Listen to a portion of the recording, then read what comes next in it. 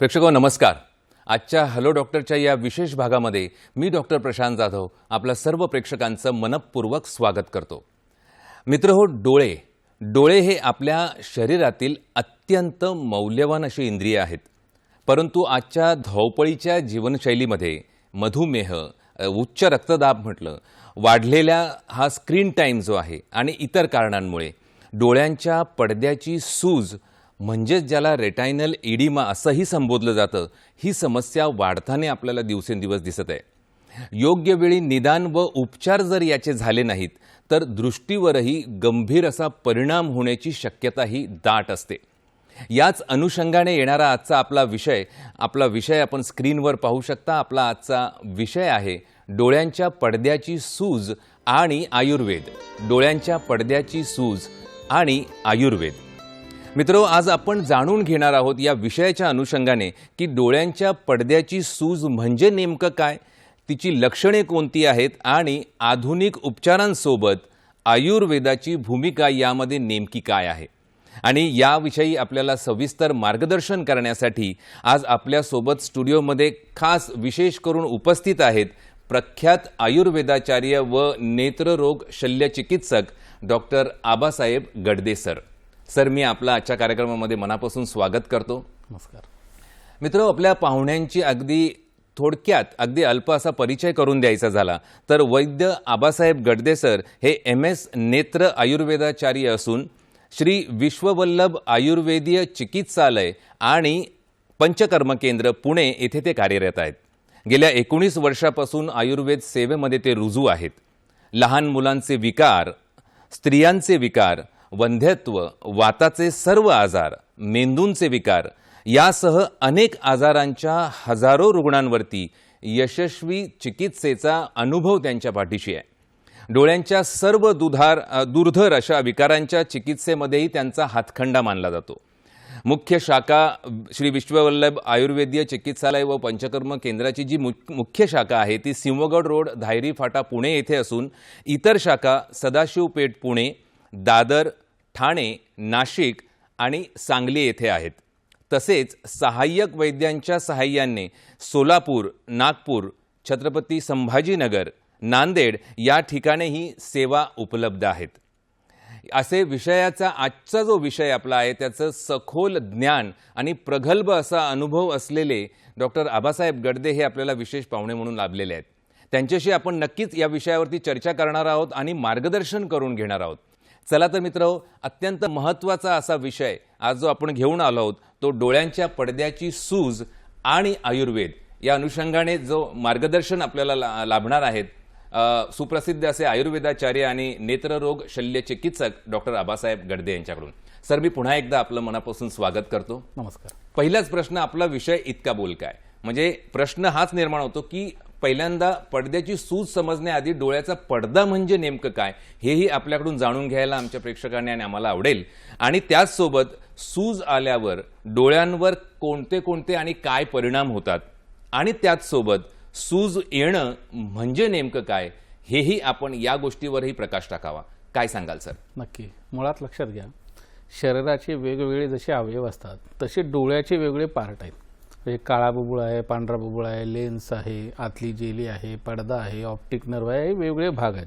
त्यातलं नेमकं पडदा म्हणजे काय, पडद्याचा रोल काय, जनरली जे आधुनिक शास्त्रानुसार रेटिना म्हटला जातो आणि आयुर्वेदानुसार त्याला दृष्टी म्हटलं जातं. खरं तर पडदा ह्याचं काम काय आहे, डोळा कितीही चांगला असला आणि तुमचा फक्त पडदा खराब असेल तर दिसणं बंद होईल. म्हणजे थोडक्यात काय, जे प्रकाश किरण डोळ्यात पोचत आहेत, जे प्रकाश किरण आज डोळ्यात जाणार आहे, जी इमेज आतमध्ये पास होते, ती इमेज तयार करायचं काम काय करत असेल, डोळ्याचा कुठला महत्त्वाचा पार्ट आहे तर तो पडदा आहे. खरं तर दिसण्यासाठी म्हटलात तर डोळ्याचा सगळ्याच जे वेगवेगळे पार्ट्स सांगून ठेवलेले आहेत, वेगवेगळे भाग सांगून ठेवले ते सगळेच दिसण्यासाठी महत्त्वाचे आहेत. जसं पचनासाठी मुखकांडापासून गुदकांडापर्यंत पूर्ण भाग महत्त्वाचा आहे. म्हणजे आमच्या हिशोबानं आयुर्वेदात पुरीशी संज्ञा, मळाला जी पुरीशी संज्ञा मिळते ते ज्या वेळेला ॲनसमधनं बाहेर पडतं तोपर्यंत पचन चालू आहे.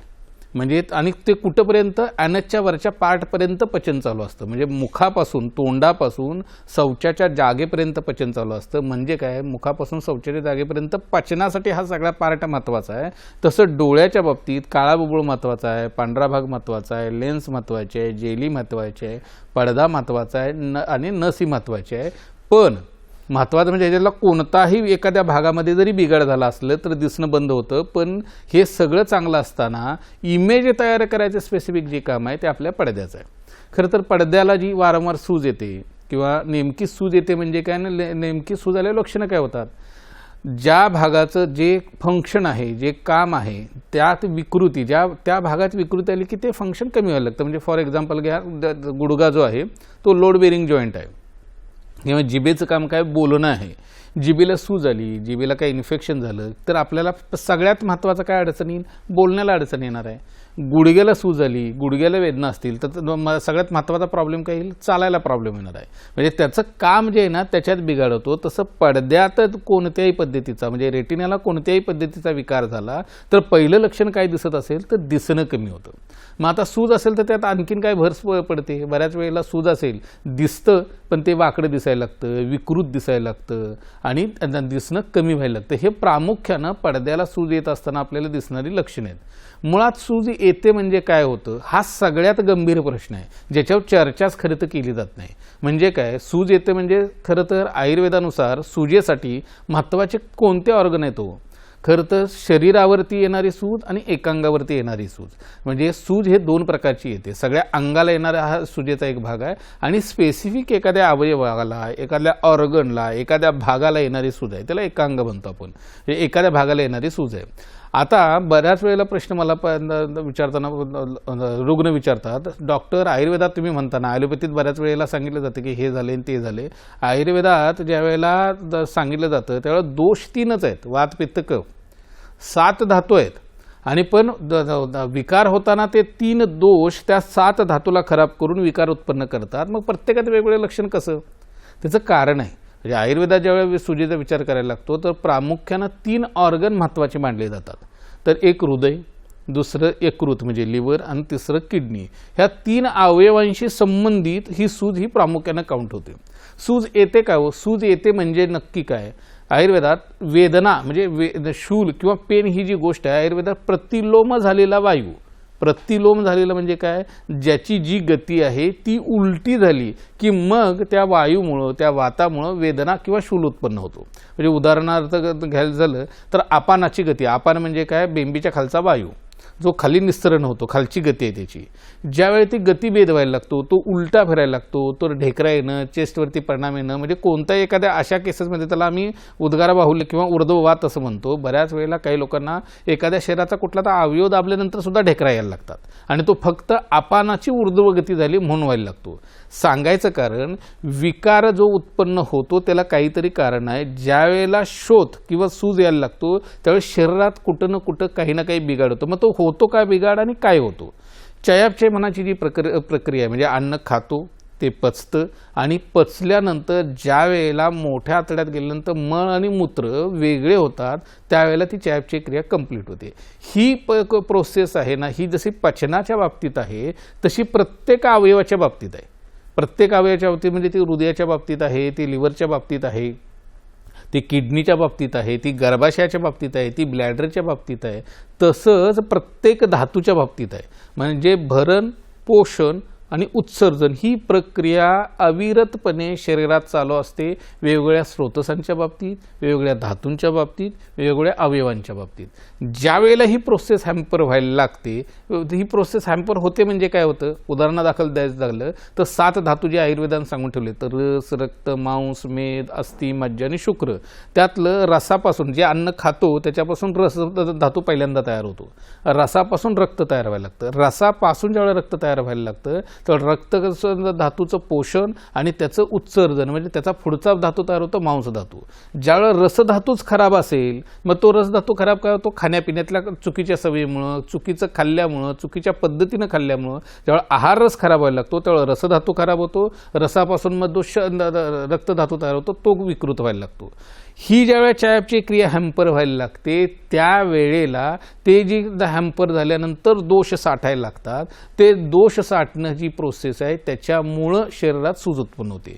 खरं तर हे दोष म्हणजे काय आहे तर थोडक्यात समजावायचं विष किंवा टॉक्झिन्स आहेत. आणि ही प्रोसेस काय असते ज्यावेळेस शरीरात कोणत्याही शरीराची सवय काय, जे तुम्ही टाकाल ते पचवणार, ज्याच्यातला टाकाऊ भाग आहे तो शरीराबाहेर फेकला जाणार आणि त्याची पद्धत वेगळी आहे ना. काही पेशंटच्या बाबतीत म्हणजे रुग्णाच्या बाबतीत तो घामातनं पडेल, किडनीच्या माध्यमातून जाईल, माळाच्या माध्यमातून जाईल. पण हे कोणत्याही पद्धतीने ही चयापचय क्रिया चालू झाली, ती चयापचय क्रिया हॅम्पर झाली, त्याच्यातनं टॉक्झिन्स तयार होत आहेत आणि हे टॉक्झिन्स कोणत्याही माध्यमातनं म्हणजे ना घामावाटे ना मूत्रावाटे ना मलावाटे कोणत्याही माध्यमातनं शरीराच्या बाहेर ज्यावेळी फेकले जात नाहीत आणि ते रक्तातच साठून राहायला लागतात, अशा वेळेला मात्र मग ते रक्त विकृत झालेलं जिथं जो ऑर्गन डॅमेज आहे, जिथं ज्यात जास्त विकृती आहे तिथं अभिव्यक्त व्हायला लागतो आणि मग आपल्याला शरीरात सूज यायला लागते. मग बऱ्याचदा ती हृदयाशी संबंधित असेल तर चेहऱ्याला सूज यायला लागते, लिव्हरशी संबंधित असेल तरी सूज यायला लागते, किडनीच्या संबंधित असेल तरी सूज यायला लागते. आणि हे चयापचय हॅम्पर झालं आणि त्याचा परिणाम किडनीवर आहे, लिव्हरवरती आहे, हृदयावरती आहे आणि त्याचे उपचारच केले गेले नाहीत तर मग मात्र त्याचा परिणाम अल्टिमेटली त्या टॉक्झिनचा परिणाम आपल्याला शरीराच्या वेगवेगळ्या भागांवरती जसा मेंदूवरती आहे तसा डोळ्यावरती आहे तो व्हायला लागतो. आणि आपल्याला तो व्हायला लागल्यानंतर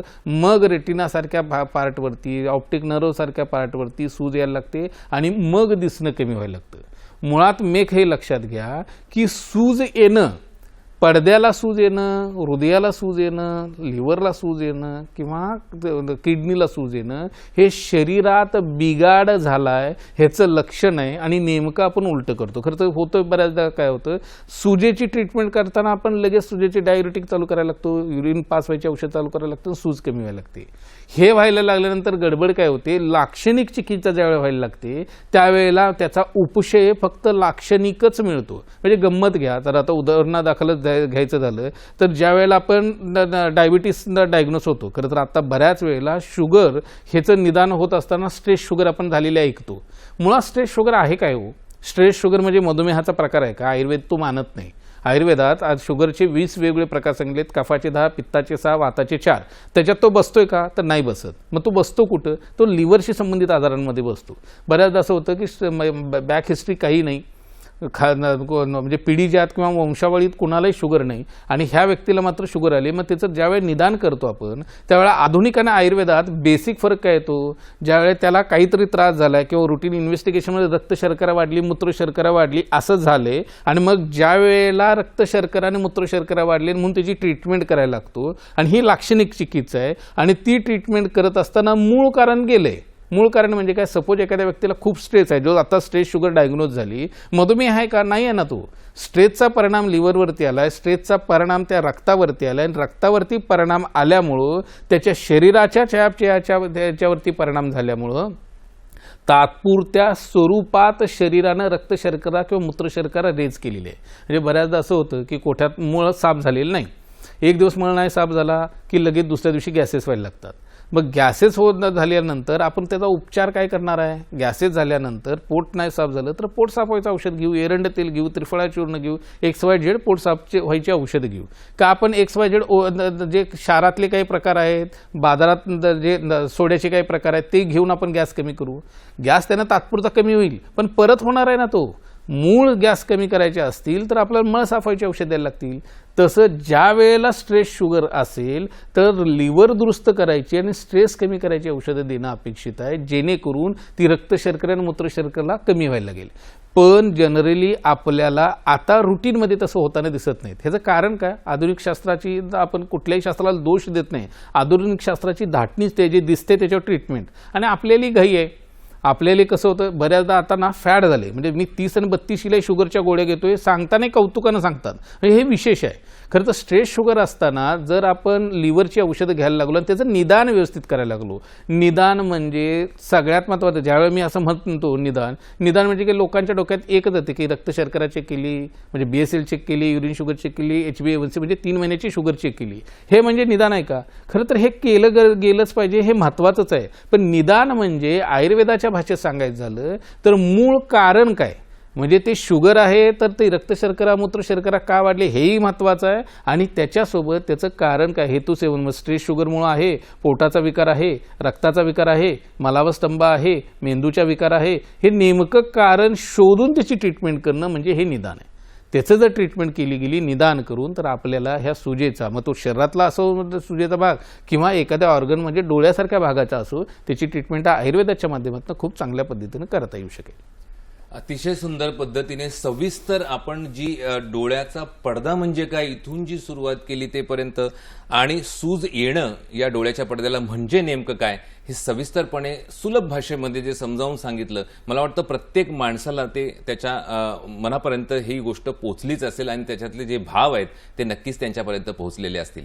मित्र, अजूनही या विषयाचे अनेक कंगोरे, त्याची कारणे आणि ह्या सर्व गोष्टी आपण चर्चा करणार आहोत.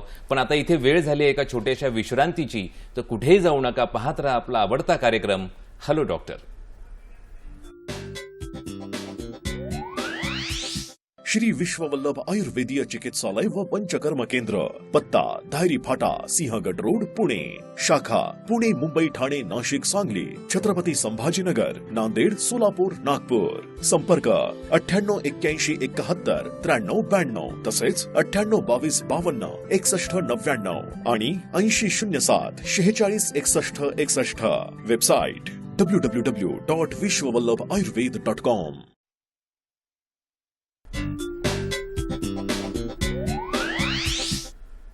ब्रेकनंतर पुन्हा एकदा स्वागत आहे हॅलो डॉक्टरच्या या कार्यक्रमामध्ये सर्व प्रेक्षकांचं. आजचा विषय आपण जाणून आहात तो म्हणजे डोळ्यांच्या पडद्याची सूज आणि आयुर्वेद, आणि जे तज्ज्ञ मार्गदर्शक म्हणून आपल्याला लाभलेले आहेत ते सुप्रसिद्ध असे आयुर्वेदाचार्य आणि नेत्ररोग शल्यचिकित्सक डॉक्टर आबासाहेब गडदे.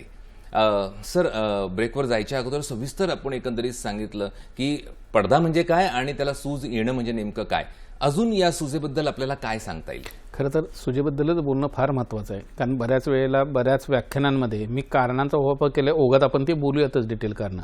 मुळात सूज काय येते ह्याचं गांभीर्यानं विचार करणं गरजेचं आहे. ह्या आपल्या लाईफस्टाईलचा एक मेजर पार्ट आहे. जसं मी आता थोड्या वेळापूर्वी सांगितले की स्ट्रेस शुगरचं निदान काय व्हायला पाहिजे, तर लिव्हर विकृती किंवा मेंदूवरचा ताण. मग त्याची ट्रीटमेंट करताना त्याच्यावरती फोकस करायला पाहिजे ना, कारण बऱ्याचदा असं होतं की आपण आता एखाद्या वेळेला पोटामुळं किंवा तुमच्या कोठ्याच्या वेगळ्या गोष्टींमुळं तुम्हाला सततची सर्दी होते. ज्यावेळेस सर्दीची औषधं घ्यायला लागतात त्यावेळेला तुम्ही सर्दी कमी होते का, अँटी ॲलर्जी कोणती औषध घेतली की तात्पुरत्या स्वरूपात सर्दी कमी होते. मग ज्यावेळेला आयुर्वेदात ते बरं होतं म्हणजे काय होतं, तर मूळ रूट कॉज आहे त्याचा तो दोष काढला जातो. म्हणजे ती जी ॲलर्जी ज्याच्यामुळे आली तो दोष काढला की तुमची सर्दी गेली. तसं डोळ्याच्या बाबतीत ज्यावेळेला वारंवार सूज येते किंवा शरीरात वारंवार सूज येते, ह्याचं कारण कुठंही सूज येते हे लक्षात घ्या. मग ती हृदयाशी संबंधित असो, ती लिव्हरशी संबंधित असो, ती उर्काशी संबंधित असो, ती मेंदूशी संबंधित असो किंवा ती डोळ्यांशी संबंधित असो, सूज येणं ही जी प्रोसेस आहे ते फक्त आणि फक्त रक्तात ज्या वेळेला टॉक्झिन साठायला लागतात त्याच वेळेत. आता खरं तर हे उलगडून सविस्तर वात पित्त कफाच्या हिशोबानं खूप सांगता येईल, पण लोकांपर्यंत पोहोचवायचं असेल तर समजेल ह्या भाषेत सांगायचं असेल तर रक्तात दोष साठायला लागतात. आणि हे रक्तात दोष ह्याच्यामुळे साठतात की त्या अवयवाचं फंक्शन हॅम्पर झाले. आणि हे आपल्याला कळतं ना, ज्या वेळेला तुम्हाला चालताना धाप लागायला लागते त्यावेळेला काहीतरी बाबा प्रॉब्लेम आहे, आपला आधी चालत होतो त्यावेळेला धाप लागत नव्हती, किंवा तुम्हाला जिना चढताना धाप लागायला लागते, ज्यावेळेला त्वचावरती कुठला तरी परिणाम यायला लागतो स्किनचा, म्हणजे पोट नाही साप आणि तुमच्या स्किनवरती काहीतरी इम्पॅक्ट यायला लागतोय, म्हणजे कुठंतरी बिघाड झाला आहे. शरीर कोणताही विकार मोठा उत्पन्न करायच्या अगोदर शरीर सुरुवातीपासून तुम्हाला काही ना काही सिम्पटम दाखवतं, जे तुम्ही दुर्लक्ष करता म्हणून एवढा मोठा परिणाम येतो. म्हणजे बऱ्याचदा असं होतं शुगरची औषधं 10 वर्ष खातोय आणि मला आत्ता म्हणजे पडद्याला सूज आली. अहो, पडद्याला सूज आली, शुगरची औषधं खाताय, शुगर तुम्ही कंट्रोलमध्ये ठेवली, पण शुगर का झाली त्याचा विचार करून ट्रीटमेंट केली का, ती नाही ना करत आपण. म्हणून तर इथंपर्यंत आलोय. ह्याचं कारण सांगायचं, ज्या वेळेला त्याचा विचार करत नाही आणि लाक्षणिक चिकित्सा करायला लागतो जी घातक आहे, जे घातक ह्यासाठी सांगतोय की आपण फक्त सिम्टोमॅटिक ज्यावेळी विचार करायला लागतो, म्हणजे आता फॉर एक्झाम्पल पित्त आहे, आम्लपित्ताचा पेशंट आहे आणि तो दरवेळेला ओकाऱ्या काढतोय, ओकारे झाले की फक्त कोणते अँटीबायोटिक औषधं घेतलं, ॲलोपॅथिक औषधं, पित्त कमी झालं, पित्ताची काहीतरी औषधं घेतली, काही दिवसांपुरता उपशय झाला, काही दिवसांना परत आहे. शरीर म्हणजे कोठ्यात ड्युओडिनम नावाचा जो पार्ट आहे ज्याला ग्रहणी आयुर्वेद म्हणतं, तिथं ज्या वेळेला पचन बिघडते त्यावेळेला तुम्हाला शरीर लक्षण उत्पन्न कुठं करते, कंठाच्या ठिकाणी पित्ताच्या हिशोबानं. काही लोकांना ॲलर्जीसारखा शीतपित्तासारखा परिणाम येतो, काहींना सांध्यांना सूज येतं. ही इनिशियल सिम्पटम आहेत ना, ही इनिशियल सिम्पटम तुम्ही जर दुरुस्त करत नसाल आणि तुम्ही ती सप्रेस करत असाल तर मग मात्र त्याचा परिणाम खूप मेजर येतो. मग हा काय येतो, कोणताही विकार घ्या, एका मर्यादेपेक्षा जास्त शरीरात पडून राहायला लागला की मग तो ज्या अवयवाशी निगडीत आहे तो आणि त्याच्यापासून जवळच्या व्हायटलवरती खूप मेजर इम्पॅक्ट आणत असतो. म्हणजे साधा आम्लपित्ताचं जरी उदाहरण घेतलं, ओकाऱ्या काढतोय ना, वर्षानुवर्ष आम्लपित्त आहे आणि ते रक्तात जिरायला लागलं तर मग मात्र ते साठवून त्याचा परिणाम पडद्यावरती सुजेसारखा येतो. मग बऱ्याचदा असं होतं ना, शुगर नाही, BP नाही, थायरॉइड नाही, मोठा कोणताही विकार नाही आणि सांगताना ती व्यक्ती, ती स्त्री किंवा पुरुष इतकी काकुळतीला येऊन बोलतात की डॉक्टर माझं वय वर्ष 55 आहे, डॉक्टर माझं वय वर्ष 60 आहे, मला आत्तापर्यंत कोणतीही ताप सर्दी खोकल्याची गोळी नाही, फक्त पित्ताशिवाय. अरे पण इतकी वर्ष पित्ताची औषधं खाताय, ते इलाज का नाही केला? तो जर तुम्ही इलाज केला असता तर आत्ता पडद्यावरती परिणाम झाला नसता. सांगायचा मुद्दा, कोणताही शरीरावरचा परिणाम लाक्षणिक स्वरूपात सततचा तो दिसत असेल तर योग्य वेळी त्याची ट्रीटमेंट करायला पाहिजे, कारण त्याचं कारण वेगळं असतं आणि ते पडून राहिल्यानंतर मग ती सततचं सॅच्युरेशन व्हायला झाल्यानंतर, ती सततचा दोष संचय रक्तात झाल्यानंतर मग तो डोळ्यासारख्या व्हायटलवरती परिणाम करतो आणि मग कायमस्वरूपी अंधत्वासारखी मेजर इम्पॅक्ट येत असतात. ह्याला खरं तर खूप साधी आहेत, म्हणजे अगदी साध्या विकारांपासून मोठ्या आजारांपर्यंत त्याची आपल्याला त्या आजाराची ट्रीटमेंट केली की किती सोपं आहे. म्हणजे पोटाच्या बाबतीत घ्यायला लागलो तर मलावस्तंभ आहे, वर्षानुवर्ष मलावस्तंभ असताना तुम्ही औषध नाही घेतलं, नुसते एरंड घ्यायला लागलात, कुठल्याही वैद्याकडे न जाता सुद्धा 4 महिने 6 महिने 8 महिने जोपर्यंत तुम्हाला ते पोटाची खोड जात नाही तोपर्यंत तरी तुमचा मलावस्तंभ बरा होईल ना. पण हे आपण काही न करता तात्पुरत्या स्वरूपात चिकित्सा करत राहतो आणि मग तो दोषसंचय होऊन, पराकोटीचा दोषसंचय होऊन मग आपल्याला अगदी किडनी, हृदय, लिव्हर पासून डोळ्यांवरती मेजर परिणाम येतो, पडद्यावरती सुजेसारखा परिणाम येतो आणि मग ती सूज घालवायची कोणतेही उपाय नसल्यावर त्याची तात्पुरत्या स्वरूपात टेम्पररी उपचार जे आपण केले जातात, त्यात आधुनिक शास्त्रानुसार एक इंजेक्शन दिलं जातं, ते केलं जातं आणि मग ते आपल्याला तात्पुरत्या स्वरूपात राहतो आणि मग ती सूज घालवणं अशक्य होऊन बसतं. खरं तर सांगायचा मुद्दा हाच आहे, योग्य वेळी अगदी साध्या आजारांनी सुद्धा विकार उत्पन्न होऊ शकतात, योग्य वेळी त्याची ट्रीटमेंट करणं गरजेची गोष्ट आहे. खूप अतिशय सुंदर पद्धतीने आपण समजावून सांगितलं सर, आणि विषय इतका छान आहे आणि आपण ज्या पद्धतीने समजावून सांगतायत, प्रेक्षकांची उत्सुकता ही त्यामध्ये कुठेतरी वाढताना आपल्याला दिसते आणि प्रेक्षक आपल्याशी जोडले गेलेले आहेत. पालघर येथून रमेशजी उगले हे आपल्याशी जोडले गेले आहेत. रमेशजी, आपलं स्वागत, आपला प्रश्न विचारा. नमस्कार डॉक्टर. नमस्कार, बोला.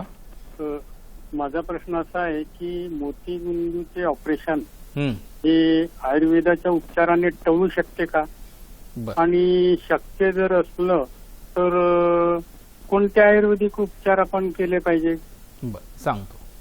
धन्यवाद आपल्या प्रश्नाबद्दल. आपलं उत्तर घेऊया सरांकडून. सर, काय सांगाल? खरं तर प्रश्न अनुषंगाने नाही, पण तरी थोडक्यात सांगतो. मुळात हा लोकांचा फार मोठा गैरसमज आहे की आयुर्वेदात फक्त औषधाने चिकित्सा होते. म्हणजे आयुर्वेदातील त्याची सर्जरी आहे, आयुर्वेदातील मोतीबिंदूचे ऑपरेशन सांगून ठेवलेलं आहे. त्यामुळं जर योग्य वेळी, म्हणजे इनिशियल स्टेज असेल तर बऱ्याच वेळेला आपल्याला औषधानं त्याच्यावर यश घेता येतं, पण शक्यतो तसं होताना दिसत नाही. येतानाच पेशंट सेकंड किंवा थर्ड स्टेजमध्ये येतो आणि अशा केसेसमध्ये कोणत्याही आयुर्वेदिक उपचारानं किंवा डोळ्यातल्या ड्रॉपनं मोतीबिंदू कमी होतं असा फारसा दिसत नाही. त्याला सर्जरी करणं हे क्रमप्राप्त आहे आणि कारण त्याच्याकडे जर कानाडोळा केला तर मात्र डोळ्यापुढं आदिमंत म्हणजे ग्लॉकोमा होऊन डोळ्यात जायची भीती असते.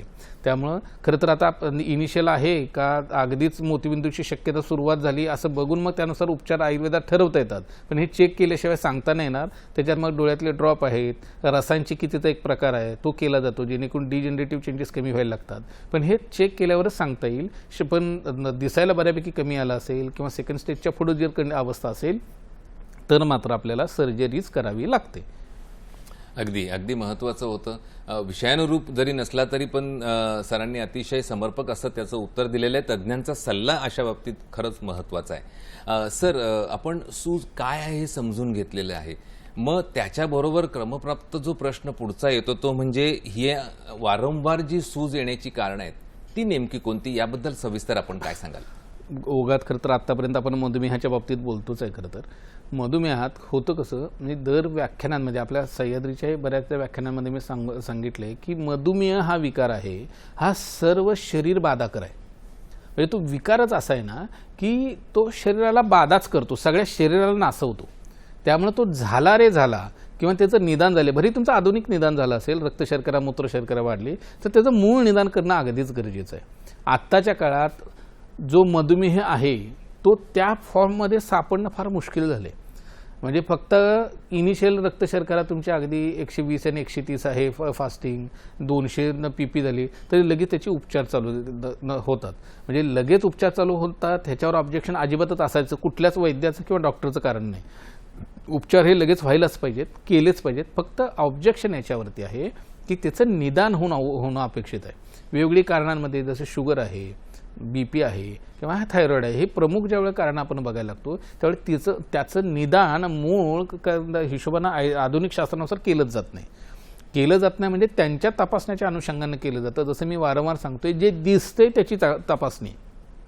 म्हणजे रक्त शर्करा वाढली तर शुगरची औषधं आहेत, BP वाढला तर BPची औषधं आहेत, थायरॉइडच्या वेळेला TSH T3 T4च्या व्हॅल्यूज वाढल्या तर त्याची औषधं आहेत. मुळात त्याची औषधं द्यावीत का नको, नक्की द्यावीत. पण त्याचं कारण शोधलं नाही गेलं तर मात्र त्याचा परिणाम आपल्याला शरीरावरती दिसायला लागतो. मग आता बऱ्याचदा थायरॉइडचे पेशंट आहेत, मग येताना सुरुवातीला स्थूलता असते, खाली ते म्हणजे केस गळत असतात, चेहऱ्याला सूज आहे, पायाला सूज आहे, चिडचिडी वाढली, चेहरा पांढरा पडला, ही सगळी लक्षणं आहेत. आणि मग बऱ्याचदा असं डॉक्टर म्हणतो की जा तुम्ही थायरॉइड चेक करा, थायरॉइडमध्ये टेस्ट पॉझिटिव्ह आली की लगेच थायरॉइडची औषध आहेत. खरं तर ह्याचं निदान बऱ्याच वेळेला पांडू नावाचे ॲनिमिक पेशंट बऱ्याचदा असतात किंवा जिरलेला हाडीताप आहे किंवा ग्रहणी नावाचा विकार आहे, अशा केसेसमध्ये बऱ्याचदा पांडू हे डायग्नोसिस होऊ शकतं. म्हणजे असं होतं की विषमज्वर म्हणजे टायफॉइड होऊन गेला आहे किंवा जिरलेला हाडीताप आहे तर लिव्हर फंक्शन ड्रॉप झालेलं असतं, रक्ताची क्वालिटी खराब झालेली असते, धातू परिपोषण हॅम्पर झालेलं असतं. आणि ही केस होत असताना मग त्या बाईला किंवा त्या पुरुषाला मग स्थूलता वाढली, सूज वाढली, चेहऱ्याला सूज आहे, वजन वाढलेलं आहे, केस गळायला लागलेत, ही सिम्पटम तात्पुरत्या स्वरूपात दिसतात. ह्याचं निदान जर जीर्णज्वर झालं, ह्याचं निदान जर विषमज्वर झालं, ह्याचं निदान जर ग्रहणी झालं, ह्याचं निदान जर पांडू झालं, पांडू म्हणजे ही कारणं आहेत आणि ह्याच्यामुळे हे झाले, आणि त्याचा जर उपचार केला गेला तर पुढचं कॉम्प्लिकेशन टळत नाही. पण आपण करतो का? तसं नाही होत. आपण काय करतो, व्हॅल्यू किती आहे त्यानुसार लगेच गोळीचा डोस सेट केला आणि ती बिंदात चालू करतो. बरं, ते चालू करून बरं वाटतं का? पण फारसं बरं होताना दिसत नाही ना, फारसं बरं होताना दिसत नाही. म्हणजे तुमचे आकडे कमी होतात पण तुमची सूज खूप छान कमी झाली, तुमचे केस गळ्याचे खूप छान कमी झालेत किंवा बाकीचे लक्षणं कमी झालेत, असं होत नाही. बरं, असं होत असताना सुद्धा आता डॉक्टरने दिले त्यामुळे गोळी सततची घेत राहतो आणि ते लक्षण आपण सप्रेस करायला लागतो. मग शरीर दुसरं काहीतरी सिम्पटम दाखवतं. म्हणजे फॉर एक्झाम्पल थायरॉइडच्या पेशंटमध्ये सूज आलेली आहे आणि तुम्ही ही सगळी औषधं घेताय, त्यांना तुमच्या व्हॅल्यूज कमी झाल्या पण तुमचे सांधे पकडायला लागले. शरीराने दुसरं लक्षण दाखवलं ना, पण तुम्ही त्याकडे दुर्लक्ष करायला लागलाय. आपण थायरॉइडचे औषध घेतो आणि मग त्याच्यासोबत मग काय होतं, अरे आता सांधे दुखतात तर आर्थरायटिसच्या डॉक्टरकडे जा, सांध्यांच्या डॉक्टरकडे जा. मग त्याच्या पेनिकिलर आणि सांध्यांची औषधं आणि कॅल्शियम आणि व्हिटॅमिन डीचा सततचा राबता चालू व्हायला लागतो. ते एक फार मोठं कारण आहे. म्हणजे हे ज्या वेळेला असं व्हायला लागतं त्यावेळेला एक्स्ट्रा डिपॉझिशन व्हायला लागलं की त्याचा परिणाम अजून शरीरावरती येतो. म्हणजे काय आहे, आमच्या ज्वरात किंवा आमच्या तापात आयुर्वेदानुसार आम्ही सांगतो अग्निमांद्य होतं, म्हणजे भूक मंदावते, पचन कोलॅप्स झालेलं असतं. अशा वेळेला तुम्हाला गरज नसताना व्हिटॅमिन डी दिले जाते, कॅल्शियम दिले जाते, B12ची औषधं आणि इंजेक्शन दिली जातात, एका बाजूला थायरॉइडची औषधं आहेत. काय होणार आहे त्या शरीराचं? हे ज्या वेळेला व्हायला लागतं त्यावेळेला मग रक्ताचा पोत इतका पराकोटीचा खराब व्हायला लागतो. आणि ह्या केसेसमध्ये जर त्या व्यक्तीचं म्हणजे खरं तर सूज आहे तर लिव्हर, किडनी आणि हृदयावरती अल्टिमेटली त्याचा परिणाम आलेलाच असतो, त्याच्या फंक्शनवरती परिणाम आलेला असतो. तुम्ही थायरॉइडमध्ये बघा, थायरॉइडच्या पेशंटला धाप लागत असते, मग ती धाप बऱ्याचदा लिव्हरशी संबंधित आहे, ती धाप किडनीची आहे का हृदयाशी हे सांगता येत नाही त्यांना. ही सिम्पटम ज्यावेळेला यायला लागले त्याचा अर्थ किडनीचं फंक्शन हॅम्पर व्हायला, कारण रक्ताची क्वालिटी खराब व्हायला लागली. आणि मग रक्तातले फिल्ट्रेशन जी किडनी करते, जे टॉक्झिन्स ती फिल्टर करतं, आणि ती प्रोसेस हॅम्पर झाल्यानंतर हा दोषांचा संचय वाढायला लागला की मग मात्र तुमच्या पडद्यावरती सूज यायला लागते. हे जसं थायरॉइड, BP आणि शुगरच्या बाबतीत आहे तसं इतर गोष्टींच्या बाबतीत आहे. गरज नसताना मल्टीव्हिटॅमिन म्हणजे तुम्ही आता बघत असाल आधुनिक शास्त्राच्या बऱ्याच ह्याच्यात केसेसमध्ये असं होतं की तुम्ही हातपाय दुखत आहेत, सतत दुखतात, पेशंट सततचा यायला लागतो, तपासणी करतात, कुठंच काही निघत नाही, काहीच निघत नाही, की मग विटॅमिन डी दिले, कॅल्शियम दिले, मल्टीविटॅमिनची गोळी दिली की त्याला तरतरी येते, म्हणजे ग्लुकॉन डी पिल्याचा फील येतो. ते झालं की त्या पेशंटलाही व्यसन लागतं आणि डॉक्टरलाही बरं आहे, आला की प्रिस्क्रिप्शन दिलं, औषधं घेतली, पेशंटही शांत आहे, पेशंट वारंवार तक्रार करत नाही. पण ह्याचं एक्स्ट्रा डिपॉझिशन व्हायला लागलं तर त्याचा परिणाम बोन मॅरोपर्यंत एवढा मेजर येतो आणि मग अशा रुग्णांमध्ये जी पडद्याला सूज येते ती दुरुस्त करणं महाभयंकर होऊन बसतं. ही सूज कमी करताना मग आपल्याला ट्रीटमेंटचा पार्ट कोणता येतो? आधुनिक शास्त्रात ट्रीटमेंट ही फक्त इंजेक्शनच्या स्वरूपात आहे. इंजेक्शन दिली की त्याची काहीतरी एक्सपायरी असते, म्हणजे इंजेक्शन सूज किती आहे, त्याचं व्हॅल्यूम काय आहे, त्याच्यानुसार तुमची दृष्टी किती सुधारते की नाही सुधारते याच्यावरती इंजेक्शनचे कोर्स असतो. सुरुवातीला 1 असेल, काही लोकांना 2 असतं, काही लोकांना 3 असतं सुरुवात, आणि मग नंतर त्या काही इंटरवलनं रिपीटेडली आपल्याला इंजेक्शन द्यायला लागतं. का द्यायला लागतं? कारण तिथं सूज येते का? कारण मूळ आजार वेगळा आहे ना, मूळ आजार वेगळा आणि ट्रीटमेंट करतो सुजेच्या इंजेक्शनच्या स्वरूपात. त्यामुळं त्या मूळ आजाराची ट्रीटमेंट केली तर ती वारंवार येणारी सूज आपल्याला कायमस्वरूपी घालवता येते. हे जसं विटॅमिनच्या बाबतीत झालं, तर आता तुम्ही प्रेग्नन्सीच्या बाबतीत तुम्ही बघत असाल, बऱ्याच वेळेला आता तुम्ही ऑब्झर्व करत असाल, लहान लहान पोरांना चष्मे लागतात किंवा डोळ्यांचे विकार मागं लागलेत. ह्याचं कारण प्रेग्नन्सीपासून आहे. म्हणजे आधुनिक शास्त्राचे काही प्रोटोकॉल त्याने हे करून ठेवलेत. आता इकोस्प्रिन बघत असाल तुम्ही, पूर्वी आता इकोस्प्रिन हे हृदयाशी संबंधित लोकांना दिलं जातं, आता प्रेग्नन्सीत त्यांनी प्रोटोकॉल केलाय बऱ्याच वेळेला. असं ज्या वेळेला होतं आणि अननेसेसरी काही गोष्टी दिल्या जायला लागतात, त्याचा परिणाम व्यक्तिपरत्वे बदलतो. आयुर्वेदात आजार तोच, म्हणजे आजार एकच आहे, पण व्यक्तिपरत्वे ट्रीटमेंट बदलते, कारण त्या व्यक्तिपरत्वे ते आजार उत्पन्न करण्याचं कारण वेगळं आहे. एकाच आजाराची सगळ्याच रुग्णांमध्ये सगळी ट्रीटमेंट आयुर्वेद सारखी सांगत नाही, त्याचं मूळ निदान करतं. त्यामुळं मूळ निदानावर भर देणं गरजेचं आहे. मूळ निदानावर भर द्यायला लागलो तर वेगवेगळ्या कारणानं शरीरावर येणाऱ्या सुजेचा परिणाम आहे तो आपल्याला नलिफाय नक्की करता येऊ शकतो. अतिशय छान पद्धतीने आणि सोपं करून आम्हाला जे तुम्ही सांगितलं की वारंवार सूज येण्याची नेमकी कारणं कोणती आहेत, आता ह्याच्यानंतर आपल्याला नक्कीच समजून घ्यावा लागेल जो मुख्य गाभा आहे आजच्या चर्चेचा, तो म्हणजे यावरील उपचार. प्रेक्षको, नक्कीच हा कंगोराही आपण उलगडून पाहणार आहोत, पण आता इथे वेळ झाली एका छोट्याशा विश्रांतीची, तर कुठेही जाऊ नका, पाहत राहा आपला आवडता कार्यक्रम हॅलो डॉक्टर. श्री विश्ववल्लभ आयुर्वेदीय चिकित्सालय व पंचकर्म केंद्र, पत्ता धायरी फाटा, सिंहगड रोड, पुणे. शाखा पुणे, मुंबई, ठाणे, नाशिक, सांगली, छत्रपती संभाजीनगर, नांदेड, सोलापूर, नागपूर. संपर्क 98 81 71 93 92, तसेच 98 22 52 61 99 आणि 80 07 46 61 61. Website www.vishwavallabhayurved.com.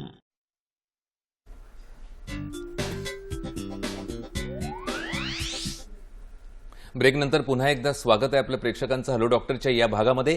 आजचा विषय अतिशय महत्त्वाचा आहे, तो म्हणजे डोळ्यांच्या पडद्याची सूज आणि आयुर्वेद.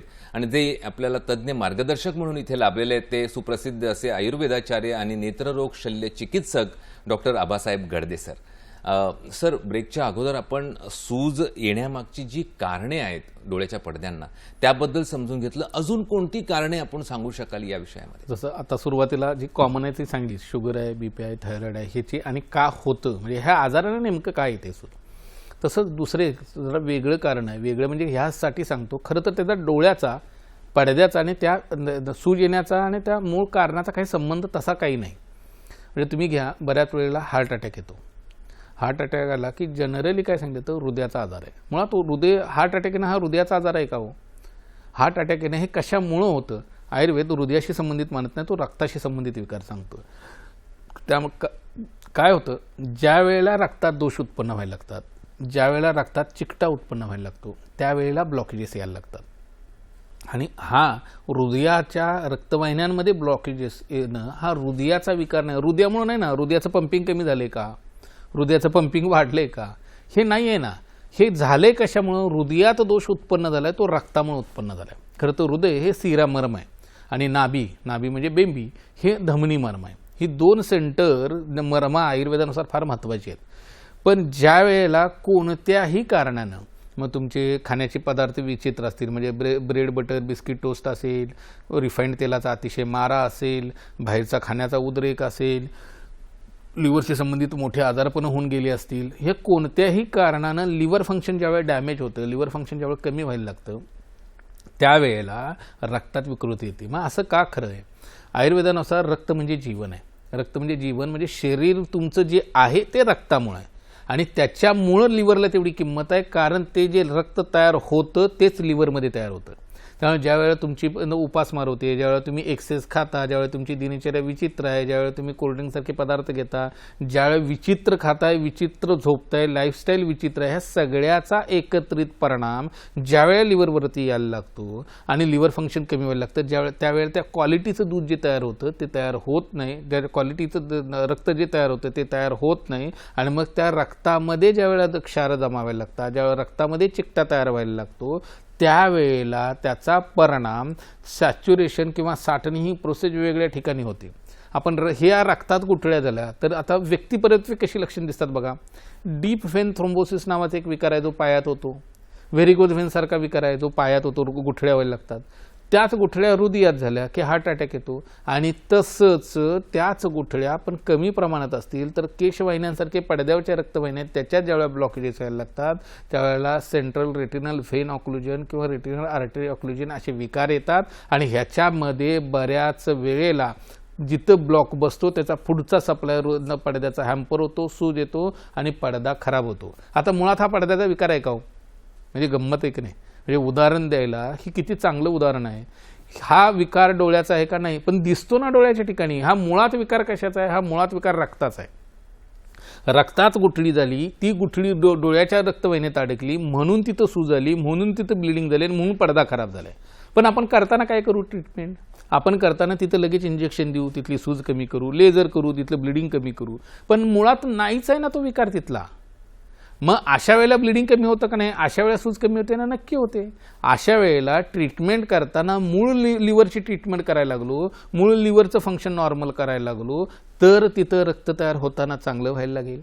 रक्त तयार चांगलं व्हायला लागलं तर किडनीचं फंक्शन दुरुस्त व्हायला लागेल. किडनीचं फंक्शन दुरुस्त व्हायला लागलं की रक्तातले क्षारांचा निचरा व्हायला लागेल आणि ही साठलेली सूज जी आहे, हे साठलेले विष आहेत हे शरीराच्या बाहेर पडायला लागले.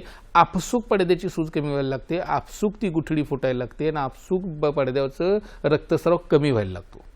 आता हे तर किती गंमत आहे, पण हे एवढं सांगून सुद्धा रक्तस्राव झालाय की लगेच पेशंट घाबरतं. घाबरण्यासारखं आहे का खरं? नक्की घाबरण्यासारखा. वेळ दिला पाहिजे, काळजीपूर्वक ट्रीटमेंट करायला पाहिजे, पण घाबरून लगेच कुठलाही मूळ विचार न करता तुम्ही जर ट्रीटमेंट आधुनिक शास्त्राची घ्यायला लागला, आधुनिक शास्त्राची ट्रीटमेंट घेण्याला अजिबात नकार नाही, पण कारणानुरूप जर व्यवस्थित विचार करून जर आयुर्वेदिक विचाराच्या अनुषंगाने जर ट्रीटमेंट केली गेली, ह्या मोठ्या आजाराची ट्रीटमेंट कायमस्वरूपी बरी करण्याच्या अनुषंगाने आयुर्वेदाच्या माध्यमातून करता येऊ शकते. खूप छान सर. सूज येण्याची नेमकी जी कारणे आहेत आपण सविस्तरपणे समजावून सांगितली आणि पुन्हा प्रेक्षक आपल्याशी जोडले गेले. इतका महत्त्वाचा असा विषय आहे. तर संजय पाटील जी कोल्हापूर येथून आपल्याशी जोडले गेलेले आहेत. संजयजी, आपला प्रश्न विचारा. आपलं स्वागत. हॅलो. हा, नमस्कार, बोला. नमस्कार, बोला. हा, नमस्ते डॉक्टर साहेब. नमस्कार, बोला की. हा डॉक्टर साहेब, मला महिन्यापूर्वी उजव्या साईडला चेहऱ्याचा पॅरलेस झाला आहे. बर. आणि उजव्या डोळ्याची पापणी अर्धवटच राहते, पूर्ण मिटत नाही आहे. बर. वय किती? वय आता माझं 54 आहे की. 54 आहे. आणि काम काय करत होतात? काम मी शेतीचीच करत होतो. बर, ठीक आहे. आणि ह्याच्या अगोदर कुणाला घरात पॅरालिसिसची हिस्ट्री होती का? नाही, बाकी काही नाही आहे. बर, ठीक आहे, सांगतो. धन्यवाद आपल्या प्रश्नाबद्दल. उत्तर घेऊया आपण सरांकडून. सर, खरं तर ह्या जागरूक रुग्णाचं खरंच अभिनंदन करतो. कारण काय, आता खरंच अगदीच 1 महिना झालाय. पॅरालिसिस असो, अर्धित म्हणजे फेशियल पाल्सी असो, ह्या मोठ्या मेंदूशी संबंधित मोठ्या आजारांची जेवढ्या लवकर ट्रीटमेंट करू, खरं तर 1 वर्षभराच्या आत आले ते बऱ्याचशा अंशी मॅक्झिमम रिकवर करता येतं. हा मेंदूचा विकार आहे, हा डोळ्यांचा नाही. हे खरं जसं आता सांगितलं आपल्या विषयाच्या अनुषंगानंच आहे. मूळ विकार आहे मेंदूत आहे, स्ट्रोक मेंदूशी संबंधित, पण दिसते लक्षण डोळ्याच्या ठिकाणी.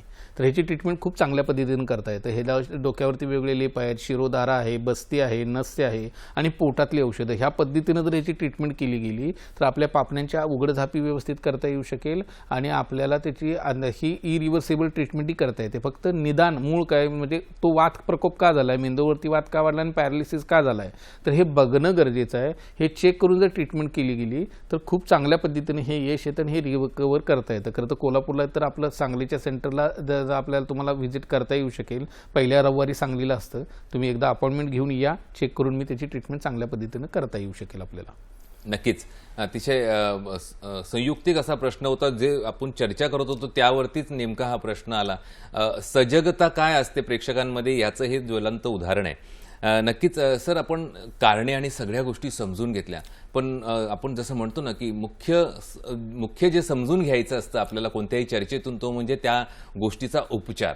तर मग यामध्ये आयुर्वेदाच्या अनुषंगाने आपण जेव्हा विचार करतो त्याच्यामध्ये ट्रीटमेंट किंवा उपचार या कोणत्या कोणत्या सांगितल्या गेलेल्या? खरं तर ट्रीटमेंट खूप आहेत. खरं तर अजून थोडी कारणं आहेत, ते आपण थोडं घेऊयात आणि मग आपण ट्रीटमेंट जाऊ. खरं जसं आपण रक्तवाहिन्याच्या बाबतीत जसं सांगतो, तसं आर्थरायटिस मधला एक वातरक्त नावाचा एक प्रकार आहे. तर त्याच्यात बऱ्याचदा पडद्याला सूज येत असते. खरं तर वातरक्त म्हणजे uric acid, generally uric acid वाढतं आणि मग बऱ्याचदा त्याच्यात बोटांची पेरं वाकडी व्हायला लागतात, हातापायचे पाय वाकडे व्हायला लागतात आणि मग हे हाडांपर्यंत वाताचं गामित्व जातं आणि मग त्याचा परिणाम शरीरावरती दिसत असतो. काही लोकांच्या बाबतीत मात्र त्याचा परिणाम आपल्याला डोळ्याच्या पडद्यावरती होताना दिसतो. सुरुवातीला ते काय सिम्पटम दिसतात? सुरुवातीला डोळा लाल होणं, डोळा ठणकणं, डोळ्यातनं पाणी येणं अशी सिम्पटम होतात. मग तिचं निदान आधुनिक शास्त्रानुसार बऱ्याचदा काही लोक UVITs करतात, काही वेळेला स्क्लेरायटिस करतात. असं निदान होऊन त्या अनुषंगाने त्याची ट्रीटमेंटही चालू राहते. जसं मी सांगितलं तसं दिसते काय लाली, दिसते काय पाणी, दिसते काय डोळे दुखतात आणि मग त्याची ट्रीटमेंट तात्पुरत्या स्वरूपात होते. आणि एका बाजूला हा युरिक ॲसिड वाढलेला आहे किंवा एका बाजूला आर्थरायटिस आहे, त्याच्याकडे त्याची त्यात वेगळ्या डॉक्टरची औषध चालू असतात. दोघांचं निदान वेगळं, दोघांची ट्रीटमेंट वेगळी. आणि मग जसं त्याच्यात दिवस जायला लागतील तसं त्याचा परिणाम मात्र वारंवार सूज येऊन येऊन पडद्याला ती इतकी मेजर येते की नंतर पडदा फाटायलाही मागं पुढं राहत नाही. अशी मेजर इम्पॅक्ट आपल्याला अशा केसेसमध्ये दिसत असतं. तर ह्याचं निदान करताना आपण इथं पडद्याचं निदान पण रेटिनल इडेमा करणार आहे का? ह्या पेशंटचं निदान करताना आपल्याला वातरक्त म्हणजे वातव्याधीचं निदान करावं लागेल आणि त्याची ट्रीटमेंट केली तर अशा केसेसमध्ये आपल्याला ट्रीटमेंट करताना फार सोपं होतं आणि मग ह्याच्या लोकांमध्ये इंजेक्शन घ्यायची वेळ येत नाही. आता जेव्हा ट्रीटमेंटचा विचार करू सर, आपण ट्रीटमेंटकडे नक्की येऊया. मी आपल्याला मध्येच थांबवतोय, पण आता इथे छोट्याशा विश्रांतीची इथे वेळ झालेली आहे. तर प्रेक्षक कुठेही पाहू नका. आता आपण उपचाराबद्दल सविस्तर या ब्रेक नंतर समजून घेणार आहोत. तर कुठेही जाऊ नका, पाहत राहा आपला आवडता कार्यक्रम हॅलो डॉक्टर.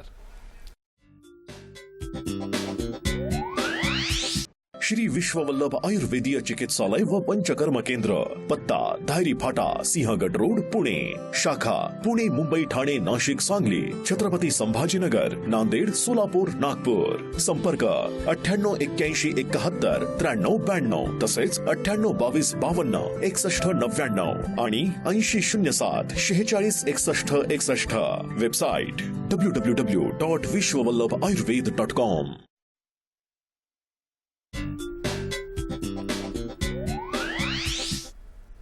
ब्रेक नंतर पुन्हा एकदा सर्व प्रेक्षकांचं हॅलो डॉक्टरच्या या भागात स्वागत.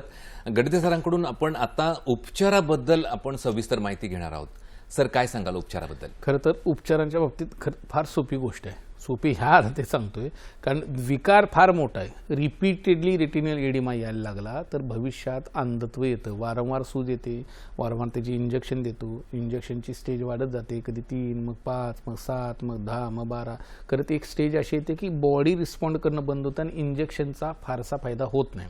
मग ही स्टेज आज ना उद्या येणार आहे. त्यापेक्षा मूळ कारणाचा शोध घेतला, मूळ कारणाची ट्रीटमेंट केली तर वारंवार येणारी रिपीटेड येणारी सूज आपल्याला घालवता येते. मग ट्रीटमेंटचा पार्ट ज्यावेळी येतो, शमन शोधन चिकित्सा ह्या 2 भाग आहेत आयुर्वेदानुसार. शमन म्हणजे पोटातली औषधं, शोधन म्हणजे पंचकर्म. आता शोधन पंचकर्म करत असताना विकारानुरूप ती भाग ठरत असतो. म्हणजे जसं सांगितलं वेगळी कारणं, जसं शुगर आहे, हायपरटेन्शन आहे, थायरॉइड आहे, तर ह्या कारणानुरूप त्यांचं शोधन चिकित्सा काय आहे? मग ते वमन करायला लागणार आहे की विरेचन करायला लागणार आहे का बस्ती करायला लागणार आहे का नस्य करायला लागणार आहे का रक्तमोक्षण करायला लागणार आहे? जसं रक्तविकृती त्यामुळे रक्तमोक्षण करायला लागणार आहे हे ठरवायला लागतं. आणि त्याच्यासोबत आयुर्वेदात क्रियाकल्प नावाचा एक अतिशय मोठा आणि चांगला भाग स्पेशली डोळ्यांसाठी सांगून ठेवला आहे. म्हणजे डोळ्यावरती वेगळे लेप आहेत, त्याला कोरडे लेप असतील तर त्याला बिडालक म्हणतात, ओले वाटणासारखे लेप आहेत त्याला पिंडी म्हणतात, डोळ्यात ड्रॉप टाकायचे आहेत, वेगवेगळे तेल, तूप, काढे ह्यांचे डोळ्यात ड्रॉप टाकले जातात, त्याला अच्युतन म्हटलं जातं. वेगवेगळ्या प्रकारचे अंजन आहेत, म्हणजे चूर्णाचे आहेत, ओल्या वनस्पतींचे आहेत, काजळासारखे अंजन आहेत, वेगवेगळी अंजन आहेत. तर त्या अंजनांचा वापर हे दोष काढायला केले जातात. ही प्रोसेस नेमकं होतं काय जसं मी सांगितलं, जसं शारीरिक दोषांमुळे XYZ विकारांनी त्याचा परिणाम डोळ्यावर आहे, तर शोधन चिकित्सा, शमन चिकित्सेने ते एका बाजूला करूच, पण स्थानिक चिकित्सा जी डोळ्यांच्या ठिकाणी, म्हणजे भली वात रक्त आहे, भली शुगर आहे, भली हायपरटेन्शन आहे, पण त्याचा परिणाम डोळ्यावर झालाय ना. एका बाजूला शोधन चिकित्सा, पंचकर्म, पोटातल्या औषधांना शारीरिक दोष एका बाजूला कमी करतोय, पण डोळ्यातले दोष कमी करायला जे डोळ्याची पंचकर्म स्पेसिफिक आयुर्वेदात सांगितली आहेत ती करून घेणं गरजेचं आहे. त्यातली जी सांगितली ती पिंडी आहे, विडालेखा आहे, आच्योतन आहे, अंजन आहे, नेत्रसेक आहे. नेत्रसेक म्हणजे डोळ्यावर धार सोडतं. जनरली बऱ्याचदा ऐकलं असेल बघा, विंचू चावला आहे, मीठ पाण्याची धार, जिथं दंश झालं तिथं मीठ पाण्याची धार सोडायला लागलो तर उंचवाचं विष उतरायला लागतं. हे जसे तोडगे आहेत ना, हे तोडगे आहेत, त्याचे प्रोसेसचे काही नावं आहेत आयुर्वेदात. तशीच वेगवेगळ्या डोळ्याच्या पडद्याच्या सुजेसाठी वेगळी औषधं आहेत. वातामुळे असेल, पित्तामुळे असेल, कफामुळे असेल, शुगरमुळे आहे, हायपरटेन्शनमुळे आहे, कोणत्या कारणानं आहे त्यानुसार तसं औषध निवडून डोळ्यावरती धार सोडली जाते. बऱ्याचदा चेहऱ्यावरती वेगवेगळे लेप सांगून ठेवलेले आहेत. कवल आणि गंडूश म्हणजे तोंडात औषधाचं धारण करायचं आहे. बऱ्याचदा थ्रोटशी संबंधित, घशाशी संबंधित किंवा मोठे आजारपणा आहेत ज्याचा परिणाम गळ्यावरती किंवा गळ्याच्या वरच्या विकारांना, अवयवांवरती व्हायला लागतो. त्यासाठी तिथले दोष काढायसाठी गंडूश आणि कवल नावाची औषधं जे प्रोसेस आहेत त्या केल्या जातात. रक्तमोक्षण म्हणजे वेगवेगळ्या रक्तवाहिन्यातनं रक्त काढणं किंवा जळू लावून रक्त काढणं. त्याच्यासोबत शिरोवेष्टन, कपाळावरती लेप आहे, कपाळावरती म्हणजे डोक्यावरती दार आहे, आणि सगळ्या शरीराचं मसाज, स्टीम आणि इनिमा म्हणजे तो तेलाचा आणि काड्याचा इनिमा. ह्या पद्धतीनं जर आपण प्रत्येक व्यक्तिपरत्वे औषध वेगळे निवडून प्रत्येक ते निवडतोय त्या निदानानुरूप, मग तो आम्लपित्त आहे, तो युरिक ॲसिड वाढलेला आहे, ते रक्तात गुठळी झालेली आहे, सूज आहे तर कोणत्या मोठ्या अवयवाशी संबंधित आहे का, पचन खराब झाले का, दिनचर्या खराब झाली आहे, ऋतुचर्या पाळली नाही म्हणून आलेले इम्पॅक्ट आहे का, ह्या सगळ्या कारणांचा मागोवा घेऊन मग तो वातपित्त कफाच्या अनुषंगानं कशात बसतोय, धातू कुठला खराब केला आहे आणि कधीपासून तो विकार आहे, ह्या सगळ्याचा विचार करून शमन चिकित्सा, शोधन चिकित्सा आणि डोळ्याची पंचकर्म ह्या पद्धतीनं जर ट्रीटमेंट केली गेली तर आपल्याला डोळ्याच्या पडद्याची वारंवार येणारी जी सूज आहे ती घालवता येते. आता ह्याच्यात अपुनर्भव चिकित्सा म्हणून एक पार्ट आहे. अपुनर्भव चिकित्सा म्हणजे काय, ही सूज गेली, ही शमन चिकित्सा घेतली, ही शोधन चिकित्सा घेतली, डोळ्याचे पंचकर्म केलं आणि सूज गेली, पण तरी लाईफस्टाईल आपले तेच राहणार आहे. तर मग त्यासाठी अपुनर्भव चिकित्सा म्हणजे रसायन चिकित्सेचा एक पार्ट येतो की ही पुन्हा पुन्हा सूज, तुम्ही काही खाण्यापिण्यातला परिणाम झाला तर पुन्हा पुन्हा ही सूज शरीरावरती आणि शरीरावरती आलेला परिणाम डोळ्यावरती येऊ नये म्हणून रसायन चिकित्सा केली जाते. जी डोळ्यांसाठी स्पेसिफिक महत्त्वाची आहे. प्रत्येक अवयवाच्या अनुषंगानं, प्रत्येक विकाराच्या अनुषंगानं रसायन चिकित्सा सांगितली तशी डोळ्याच्या बाबतीत आहे. ही जी रसायन चिकित्सा करायला लागलो तर आपल्याला वारंवार येणारी जी फ्रिक्वेन्सी आहे ती आपल्याला कायमस्वरूपी घालवता नक्की येऊ शकते. फक्त सांगायचा एकच, योग्य वेळी, योग्य वैद्यांच्या सल्ल्यानं, योग्य निदान करून योग्य वेळी जर ट्रीटमेंट चालू केली तर ह्या मोठ्या विकारांवरती आयुर्वेदाच्या ट्रीटमेंटच्या माध्यमातून आपल्याला नक्की प्रभावी उपचार करता येऊ शकतात. फक्त ते लवकरात लवकर व्हायला पाहिजे तेवढं नक्की लक्षात ठेवा. सर, एखाद्या विषयाला सोपं करून देण्याची जी आपली शैली आहे ती अतिशय सुंदर आहे, जेणेकरून विषय अतिशय सुलभ होतो आणि तो प्रत्येकाच्या मनात उतरतो आणि त्याला ती गोष्ट कळते, त्याचं शंकेचं निरसन होतं. हीच आपल्याबरोबर चर्चा होण्याची ही जमेची बाजू असते. विषय व्यापक आहे पण वेळेची कुठेतरी मर्यादा आहे, ती आपल्याला सांभाळावीच लागते. गडदे सर, आपण अतिशय उपयुक्त आणि शास्त्रशुद्ध माहिती दिल्याबद्दल दूरदर्शनच्या सह्याद्री वाहिनीतर्फे आणि आमच्या तमाम प्रेक्षकांतर्फे आपले मनपूर्वक मी आभार मानतो. प्रेक्षको, डोळ्यांच्या पडद्यावरची सूज ही दुर्लक्ष करण्यासारखी समस्या नक्कीच नाही. धुसर दिसणे, दृष्टी कमी होणे किंवा इतर कोणतीही कारणे जाणवल्यास स्वतः उपचार करण्याऐवजी त्वरित नेत्रतज्ञांचा सल्ला घेणे आणि आयुर्वेद आणि आधुनिक वैद्यकशास्त्र यांचा समन्वित असा तज्ज्ञांच्या मार्गदर्शनाखाली केलेला उपचार रुग्णांसाठी हा नक्कीच उपयुक्त ठरू शकतो. आपले डोळे जपा, नियमित तपासणी करा आणि निरोगी जीवनशैली स्वीकारा. याच सकारात्मक वळणावरती आज आपण हॅलो डॉक्टरच्या या भागाची सांगता करत आहोत. पुन्हा भेटूया हॅलो डॉक्टरच्या नवीन एपिसोडमध्ये, नवीन भागामध्ये, नवीन विषयासह, नवीन तज्ज्ञांसोबत. तोपर्यंत स्वस्थ रहा, मस्त रहा, आनंदी रहा, सजग रहा. नमस्कार.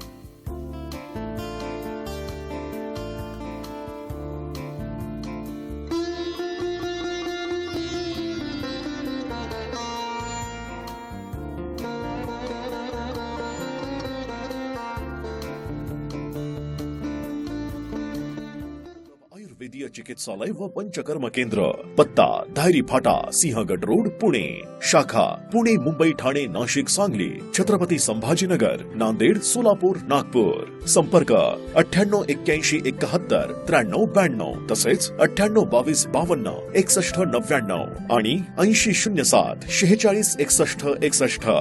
Website www.vishwavallabhayurved.com.